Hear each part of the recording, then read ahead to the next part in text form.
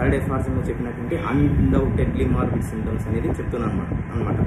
ఇప్పుడు for example ఇప్పుడు ఈ వార్ట్ అనే కేసు గురించే ఉంది. దానికి ఇంకొంచెం ఎక్స్టెండ్గా చేసుకొని మాట్లాడుకోవాల్సి వస్తే ఇప్పుడు కొంతమంది స్మాల్ వార్ట్స్తో వస్తారు.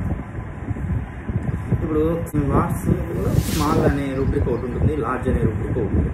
సరే, పేషెంట్ స్మాల్ వార్ట్ అని చెప్పగానే మనం స్మాల్ వార్ట్ అని రాసేసుకోవాలా అంటే అసలు అది ఎంతకాలం నుంచి ఉంది ఏంటి, ఒక నెల 2 నెలల నుంచి ఉందండి.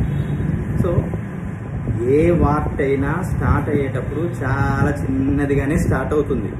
సో అది స్టార్టింగ్లో నెల 2 నెలల నుంచి ఉన్నది కాబట్టి నేను స్మాల్ వార్ట్ తీసేసుకొని దాంట్లో ఉండే డ్రగ్స్ నేను ఇచ్చేస్తానంటే తగ్గలేదంటే ఎలా కుదురుతుంది?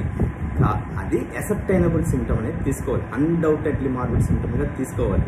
అంటే కాదు ఇదే ఈ స్మాల్ వార్ట్స్ అనేవి నాకు 2-3 ఏళ్ళగా, 4 ఏళ్ళగా వచ్చాయండి. అవి అప్పటి నుంచి పెరగట్లేదు. అది చాలా ఇది గుండె పిన్ సైజ్ ఎంతైతే ఉంటుందో అంత చిన్నగానే ఉంటాయండి. నేను ఒక 2-3 సంవత్సరాలు చూస్తూనే ఉన్నాను, అంత మించి పెరగట్లేదు. సో అలా పెరగట్లేదు అని అనుకున్నప్పుడు మాత్రమే వాటిని వార్ట్స్లో స్మాల్ వార్ట్స్గా మనం కన్సిడరేషన్ తీసుకోవాలి. అంతేని జస్ట్ ఒక 2 నెలల క్రితం నేను చూశాను చాలా చిన్నగా ఉన్నాయి కదనేసి స్మాల్ వార్ట్స్ అనేవి తీసుకోవడం కాదనమాట.